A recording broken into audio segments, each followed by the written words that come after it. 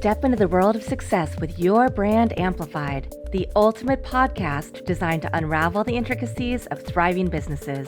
I'm your host, Annika Jackson, and I'm on a mission to uncover the stories, strategies, and secrets that have propelled entrepreneurs and business leaders to success. After a really fruitful career at Google, my guest today, Tiago Faria, now has turned into the anti-marketer. So I'm really intrigued to learn more about your techniques and what you do, but I also want to unwrap your background and history. So thank you for being here all the way from Portugal. I really appreciate it. It's an honor to be here. Annika, thank you so much. Super excited and can't wait to talk about the random experiment I did last year that completely changed my business. Yes. So let's talk about your background a little bit. And then I want you to unpack this big change because you've been on your own as a business coach for several years, but you had an epiphany moment. Yes. So yeah, it started back in 2011 when I went to Dublin, Ireland to work at Google. Rainy, cold Dublin, but it was a dream come true, right? Because I've been trying to go to the biggest corporation in the world in the tech industry. So I managed to do that. But yeah, did amazing things, worked with some of the biggest European companies in the world. Had a blast, of course. But then at some point, the last 2-3 years, I started feeling that I was not made to be in a corporate world, basically. I started feeling psychologically unemployable. I didn't like the idea of having a boss nagging my nerves all the time. And I was a bit limited there at focusing only on Google Ads and et cetera. So I felt the need of, expanding my creativity and going a bit beyond and trying new things, and following my own path. So 2019, I decided to quit the corporate world and come back to Lisbon, Portugal, where I'm originally from. A more relaxed lifestyle. We bought a house here near Lisbon, around 20 minutes from Lisbon, but it's still a rural area. We have horses and cows around. It's a dream for those who are a bit tired of the hustle and bustle of the urban areas. And so and I started my adventure as an entrepreneur. Tested so many different things. I made so many mistakes, all the mistakes possible. I tried to be an expert helping local businesses in Google My Business, Google Maps, etc. And then some Google Ads. And then I moved to Facebook Ads, which was something that was growing a lot while I was at Google. And I was finally being able to try to test it out with my clients. And then I move on to some business coaching. So I always had these ups and downs, I never had a stable months. It was always an adventure because I was always jumping from shiny object to shiny object. Sometimes we fall into that trap. It's very common. We've all done that. Yeah, we all done that. Yeah. So yes, it was a long period. It was basically 4 to 5 years with this instability and trying to figure out my space and finding something that I was excited about and that my clients were excited about and something that actually generate very strong transformations for my clients. I think that was the key that I was missing, focusing on real transformation that people will be happy to have. But yeah, so last year, it was the epiphany moment, if you want me to expand on it. Yes, please.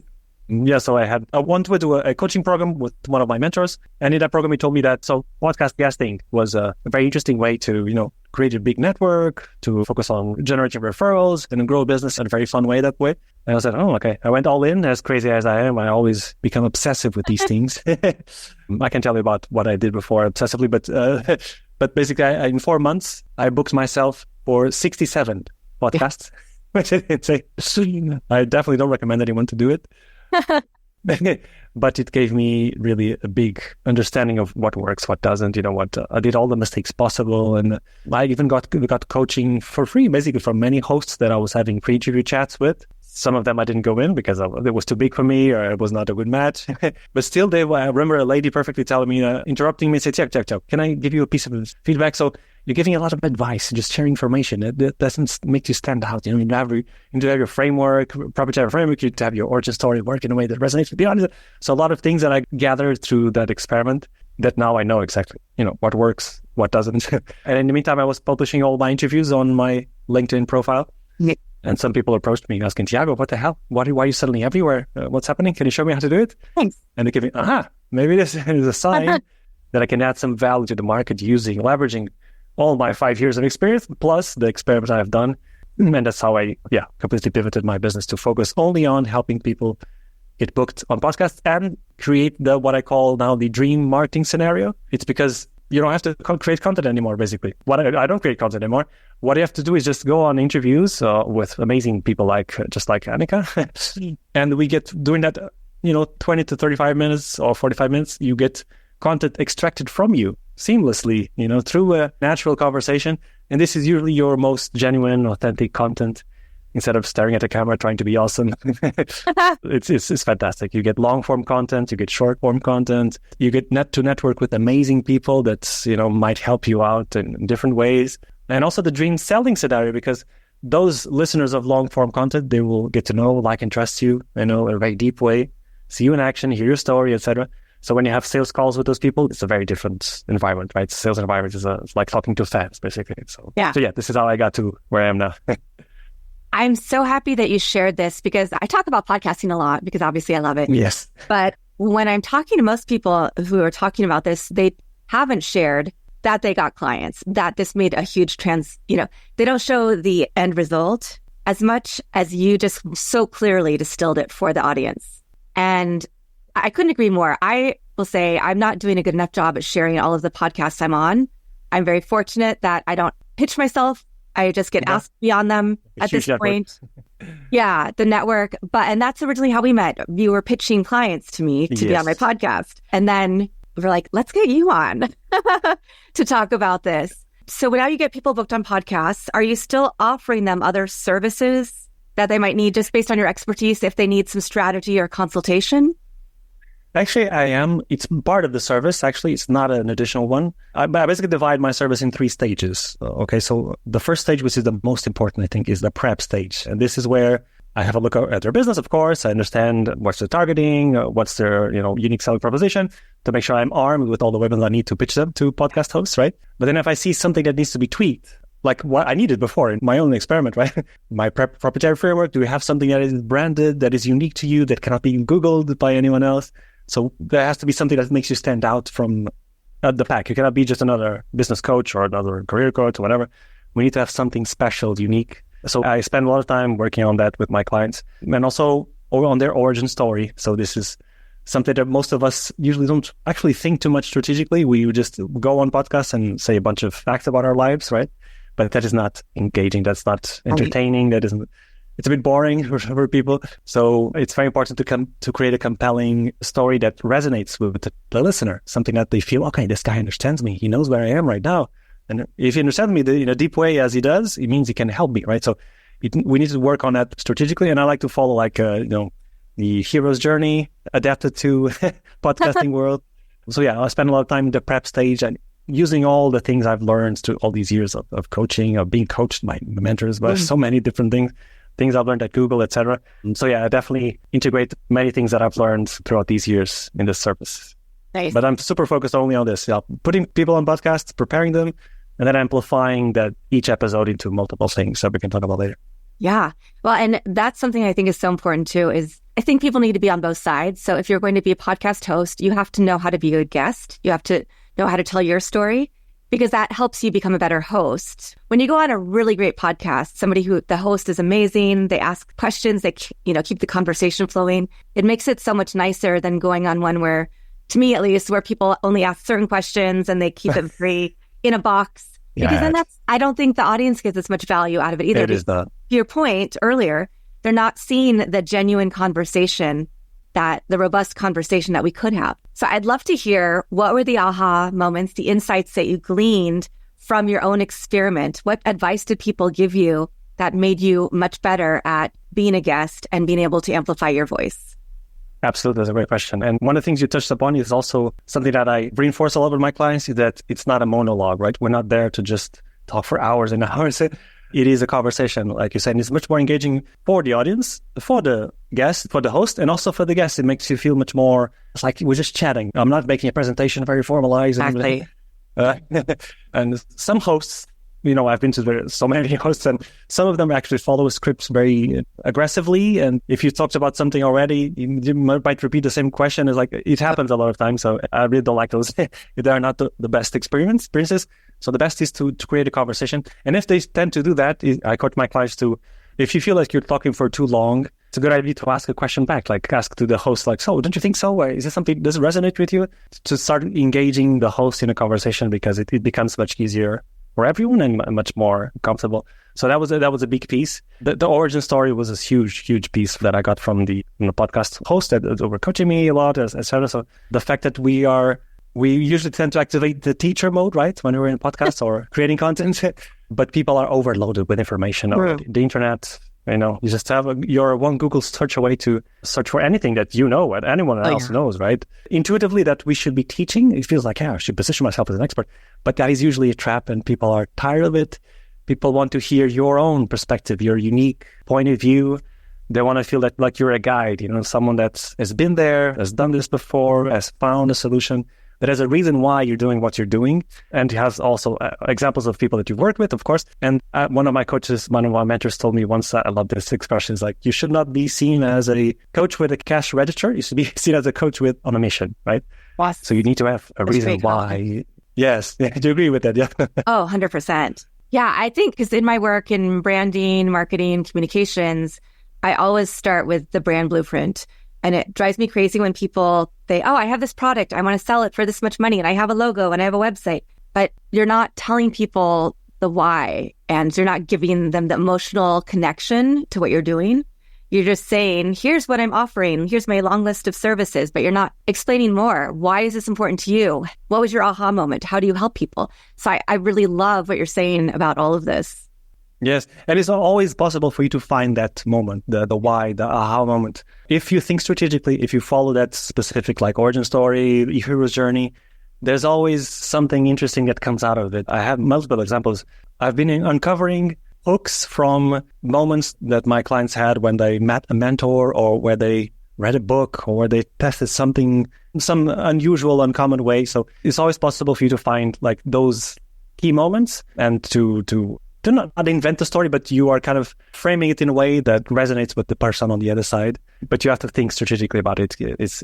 We always think that we can just go on and tell our stories easily. But if you really sit down and you write it piece by piece and start matching the puzzle pieces, you'll see that everyone has an interesting story. Even if you think you don't, I'm telling you that it's completely possible to do it.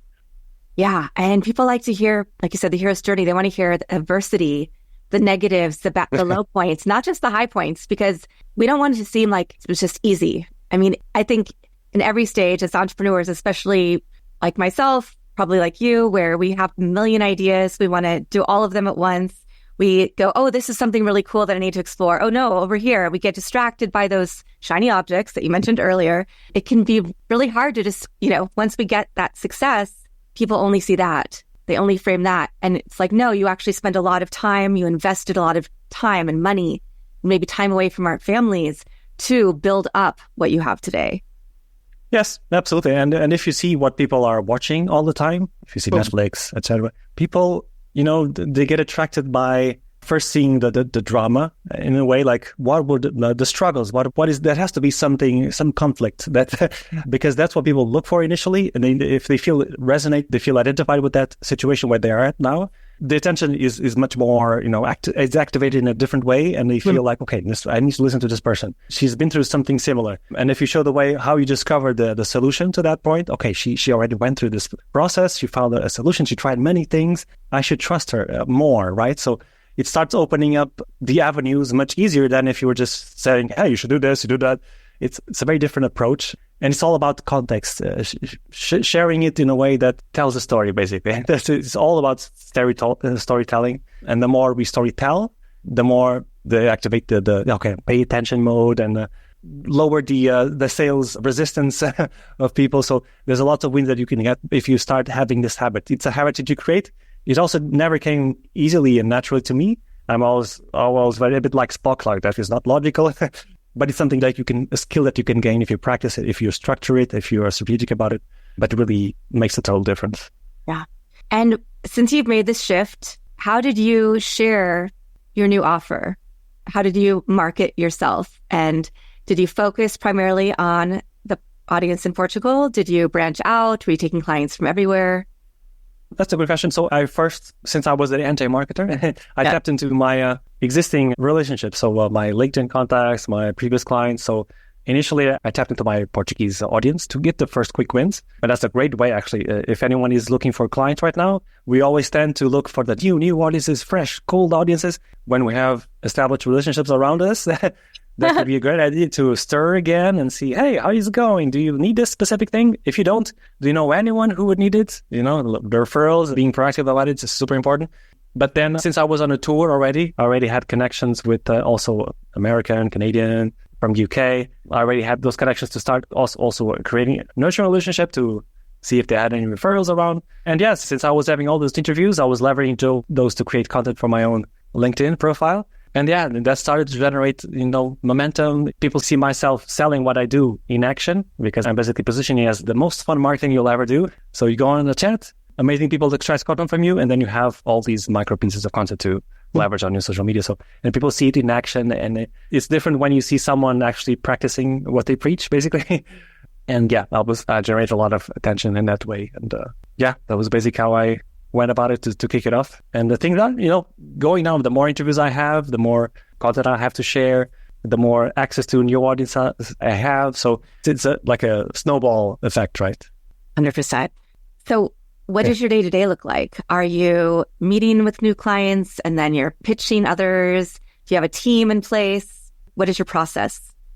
Yeah, so the business is growing very fast. I started this year in March. I'm already kind of outsourcing the part of the outreach, the more repetitive parts of already have the templates in place, already have the process of follow-up, already the process of reaching out to the hosts and listening to the episodes to create a connection. There is super important that. Yeah. Because most people tend to spam podcast hosts, and that's a big mistake.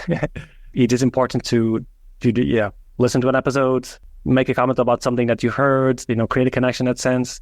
Show how you or your client, in my case, would add value to the podcast. And I like to make my emails a bit like in a fun and engaging way, and to stand out from everything else that the host will receive. So that part I'm outsourcing to virtual assistants. And my marketing basically is going on the podcasts and then starting to extract those short videos from those interviews, publish on my LinkedIn, create connections there. People see me in action, see my stories, how I approach this kind of podcasting world, how I make marketing fun again. And then, there's always interactions. There's always conversations happening on LinkedIn. So that's the part of it. And then, of course, sales conversations, following up. And of course, I also do another outreach process, which is a very interesting way to do it. Was listening to podcasts where I've been active on, and then seeing the list of guests. And, I love and that. If they've been a guest, maybe they're interested in more podcast guesting. Yes. So having conversations that a very interesting service, because people actually really like the idea of suddenly being interviewed by a lot of podcasts. Right? It's a very emotional experience. Both emotional and both results oriented. So it's something that people are excited to hear about. And I'm excited to share it because I love this. So I finally found after 5 years something that a really good, irresistible offer, basically. Yeah. I love your approach. That's very strategic because it's funny, being in the podcast world, we sometimes get jaded of, there's so many people who are selling podcast coaching or booking you on podcasts. They all have different price points. Some price it per interview. Some charge $35,000 for X amount of interviews. And the scale is so wide. And then there are free tools. But I think a lot of the issue is like with anything else, people might have access to the tools, but they don't know how to implement them correctly. I get so many bad pitches to this day of, oh, hey, I think I'd be a great guest. Here's my profile. Like, this means nothing to me. I don't have time to go in and research you for myself at this point. Luckily, I'm in a space where my podcast went from a hobby to, I actually have a business. It's amazing. So now, I'm like, I think people should take it seriously because it is omni-channel marketing. You get all of the content, but you can repurpose in so many different ways. And it really shows you as the thought leader. Do you have any specific tools that you like to use? And because there's Matchmaker, there's Podmatch, or do you mostly do, one-to-one pitching in inboxes? Yeah, I don't like those two. I think the Podmatch, etc. It's actually, I've been testing lately. It's a lot of spam, a lot of podcast hosts that are trying to game the system and charge for podcast episodes. A lot of those things happening. I don't feel it's very relevant. So what I use is more, I use listennotes.com. Have you heard of this? The search engine, the big search engine? I mean, Listen Notes, I didn't even know, this is so, how long it took me to realize that you were top 1%, yeah. I was top 0.5, but I've been doing less episodes for the summer because I want to travel with my daughter. But of course, priority. But yes, I mean, Listen Notes, that's such a great place. And I think I didn't even know about Listen Notes. This is how like organic and, unwashed I was in the journey. Somebody said, that you're this percentage on listen notes. I was like, what? I've seen listen notes, but I didn't know that meant so much. And then I realized that it really is the industry standard.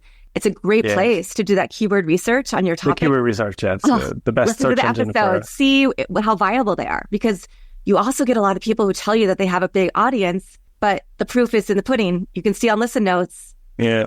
Do they have a percentage? Are they even ranked?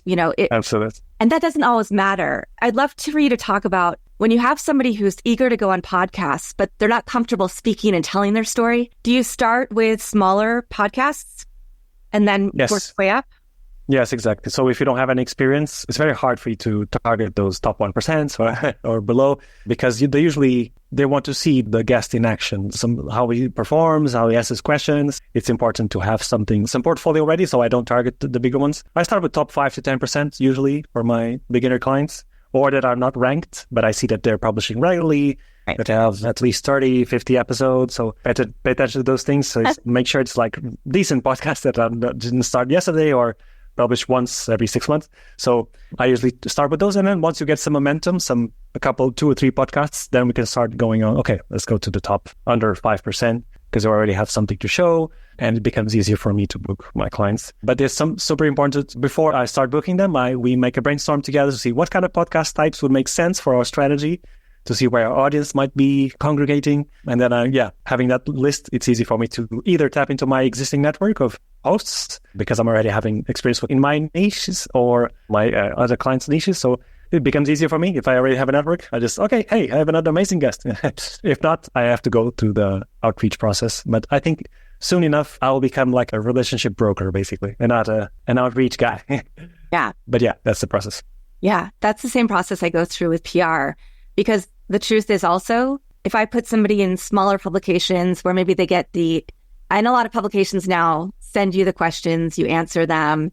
They don't do the live interviews as much, but it is a really valuable tool for somebody to figure out their voice. So I put them in smaller publications, smaller podcasts to build up.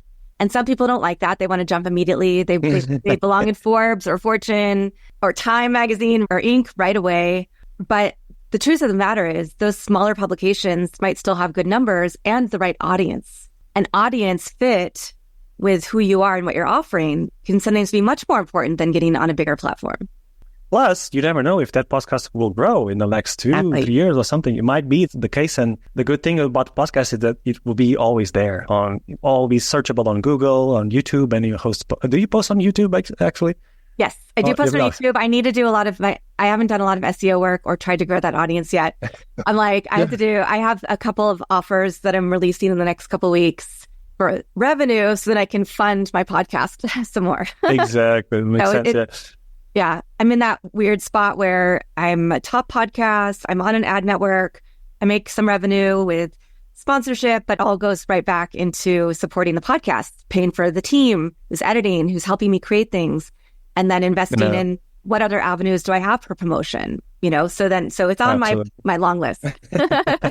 But I was saying that even if you go on a small podcast, you never know if they're going to grow. And you're going to be there, you're going to show up whenever people search for the podcast, you'll be listed there. It always lives on interwebs. So whenever someone searches for your name, this guy has been interviewed in 2, 3, 4 podcasts. He means he's not a celebrity, but someone that knows what he's saying, what he's talking about, right? He's validated by all these third parties.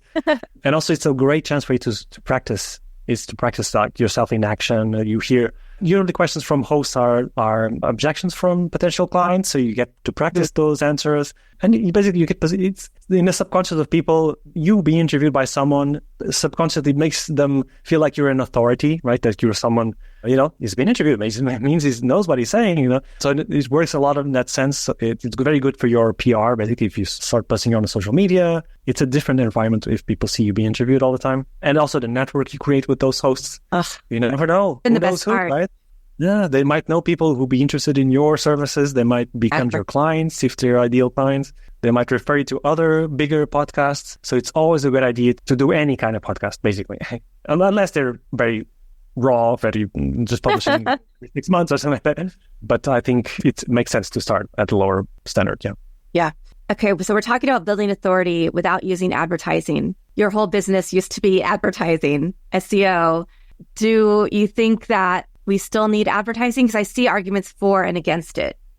Yeah, I definitely think it will make sense at a certain stage of businesses. I think initially it doesn't make sense because if we don't have a validated offer that generates transformations like a machine, that doesn't have a lot of testimonials, until we have that, I don't think it makes sense. We should start by organic, LinkedIn, podcast guesting, leveraging the networking you create with this. So it's very easy to create a very good, solid business with only those three things. But once you have, okay, this offer is really, really something special, I think it will make sense for you to start going through the route of the funnels, right? The self-liquidating funnels. You create some, the low-ticket products to get people on your list of customers, and then you start selling your higher-ticket products. But during the process, the podcast you're doing now as a guest and a host, for sure, you can leverage that for your email list that you're creating. You can send those look at me being interviewed at this amazing podcast talking about this thing.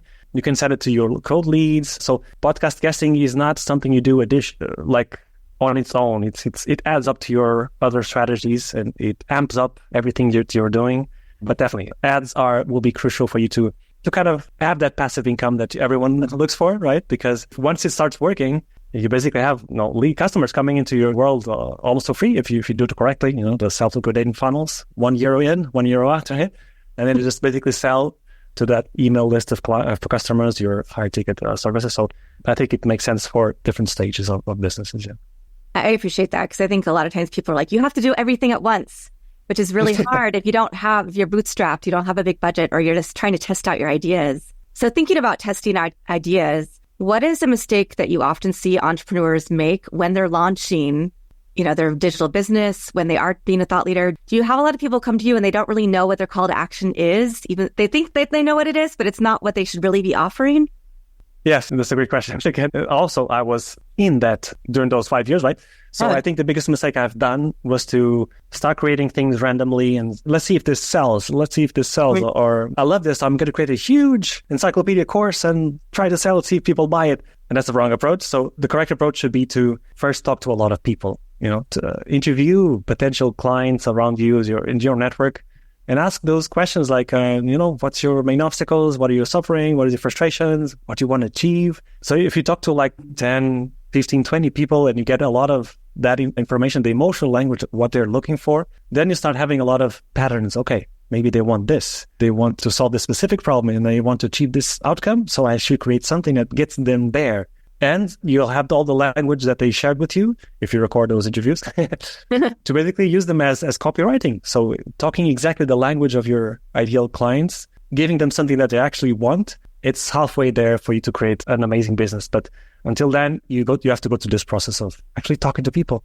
And talking to people gives you other benefits, which is you can go back to those people that you interviewed and say, hey, I just created an amazing product that solves the problem you told me you have. What do you think? It makes sense for you? And if not, do you know anyone who would be a good fit for this product or service? I have a referral fee that I can pay to you if you find me someone. So lots of things can come out of simply talking to people around you. And that's the thing that most people avoid to do. I don't know why, but we have this tendency to avoid initially. Mm-hmm. I want to talk about the role AI is playing because I know it's changing every industry. Gen AI, even though it's been around for a long time, when we get to the Gen AI, now all of a sudden people are trying to figure out how to best use it. I use it for some of my podcast workflows to help, but there always has to be the human check to make sure. Yeah. But I want to know, for you, are you using AI tools right now? Do they help simplify some of your processes? Or how do you see this world of podcasting, marketing, sales moving? Because I also know that there are now AI tools you can use to put in a business idea, find out your competitive set, find out customer personas, calls to action messaging. Some of them are pretty good, but they're not, again, putting you right in front of an actual person. Yeah, absolutely. And the thing is that everyone else is using that tool. So it's going to start becoming a bit of a blur of people becoming very similar to each other. That's the risk. So because AI reflects the opinions of the majority of people, right? So it makes you a bit bland, in my opinion. We always need to have your own input into it. I use it for brainstorming ideas, to give me starting points to creating a post or something like that. But I always add my own stories. There you go. The stories that AI would not know. I mean, maybe one day it can read all your content that you've created your books, etc., and then start creating something around it. But it still needs our unique touch to make sure we differentiate ourselves from everyone else. And I also use AI tools now for video editing. It's like amazing. Wow. My God. You're using it for sure to create the short clips, the short transcription, and then improve it to make a blog post. So for that, it's really amazing. It saves a lot of time. But I think for everything else, it still needs our human touch if we want to be differentiated from everyone else. Right. Yeah. I think that's, especially with different tools. I see some tools that the language is very generic. I see other tools that are a little bit easier to work in, or maybe make it sound more like a human, right? And not just superfluous words and, those buzzwords. Adjectives. Yeah. Oh my goodness. It's so obvious. Now on LinkedIn, there's a lot of it, like people commenting using AI. It's like, oh, I especially enjoyed when you missed it. It's a very unnatural language. Yeah. And I think that's what we have to remember. Like, we still have to have the creativity. We still have to have the human element. Yes. Because that is our differentiator. And that is what connects us to people. It's not the AI. It's just a tool. I think it's more like an assistant for me, basically. A personal assistant that helps me find these things, help me start this, And then you go, okay, let me click this and this. Yeah. 100%. Is there anything that we haven't shared about being an anti-marketing marketer, making sure your job and your life is infused with fun at every stage, or anything else that we haven't talked about? So I think the most important parts of the origin story, of repurposing your content. But I must say that I think it's easier for you when you go on a podcast tour. We tend to say, okay, I do need to perform. Again, I need to look cool. But it's much better if you are your most genuine self. It's easier for you. It's more interesting for who's listening. And the host also enjoys much more the conversation, right? So not trying to be someone we're not, I think it's a good idea. Being prepared, yes. Structure your ideas, have a proprietary framework, have your origin story worked strategically, right? And have a call to action at the end. I think we forgot to mention that. The next logical step after people listen to you on a podcast, they need to have something useful for them, something they can start implementing right now that are excited about. Because if we just have like, book a call with me, then people are not interested in it. It's not compelling enough to make them pull up the phones and etc. So making sure we have something compelling that they can implement, and it's a logical next step for what they've heard during the interview. So I think that will be the highlight. Nice. Be yourself. Be yourself. And we were talking before we jumped on that I'm not doing as many podcasts over the summer because I'm traveling with my daughter, and that family time is so important. And as an entrepreneur, it can be really hard because we can just get in work mode. How do you, I love asking this question to people who are, to fathers, not just to mothers, right? But how does that balance? Do you make sure that your family, you have that time scheduled out and everything else works around it? Or what are some ways that work for you?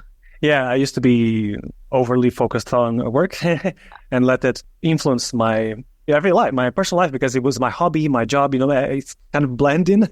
Yeah. But now that I had my daughter, it's becoming different. I really stopped working around this time. It's 5:40. I go pick up my daughter, and then it's fully focused on her, weekends, holidays. So I really try to disconnect. And that works. Not because I just decided to do so, but because I'm more strategic with my work. So I focus on 3 things every day.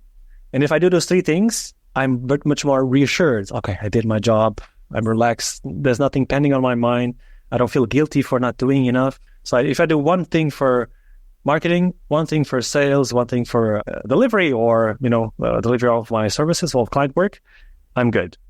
I think it's a good idea for us to structure our day in a way that makes us feel, not realized, to feel that like we accomplished something. Yeah. Right. And then we have time to focus on our life. Yeah, I love that you simplify it to that. And I think that's because I'm always trying to figure out better systems for myself. But I think if I structure like one thing in each of these categories, and then that's my list, and anything else can be tomorrow, the next day. I'm going to try this because this is much simpler than the way most people try to set up like time blocks and this and that. Life happens. Tiago, I've really had fun having this conversation after many, many emails back and forth and your fantastic client pitches. And I'd love to hear, I want to know, of course, where we're leading people to your website. Are they booking a call with you or LinkedIn? What's the best method to find you and learn more? And then, do you have a favorite quote, mantra, verse, family motto, words that just drive you? Yeah, so LinkedIn would be an ideal place. I can share with you the link. I actually have there a post where I'm sharing some free resources for whoever listens to this podcast. So I have the worksheet to help you create your unique framework, the worksheet to help you create your origin story, and then the template email that I used to book those 67 podcasts. I can share with your audience.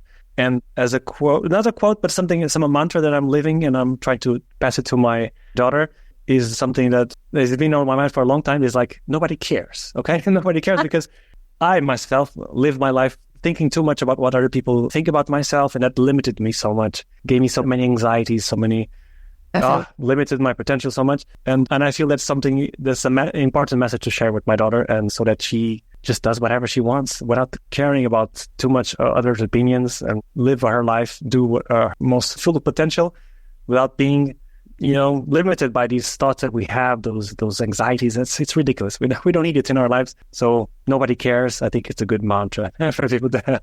That is fantastic. I love that. It's so true. We spend so much time belonging to other people's ideas and ideals, and not what is going to make us most satisfied, most happy, most fulfilled, feel successful in whatever way that means for us. Absolutely. Yeah. Absolutely. I wouldn't say better. Oh, no. Thank you so much for being here. I've really had so much fun. And I know that the audience is learning. I think we talked about podcasting and marketing in a different way than we usually approach it on the podcast. So I know people got a lot of value and learned a lot. And so I want to also thank the audience for watching or listening to this episode. I'll be back again with another amazing expert to share their story, their knowledge with you to help your business grow a little bit better every day. Thanks for listening or watching to this episode of Your Brand Amplified. Don't forget to leave us a rating or review on your favorite podcast listening platform. And if you want to learn more, check us out at yourbrandamplified.com.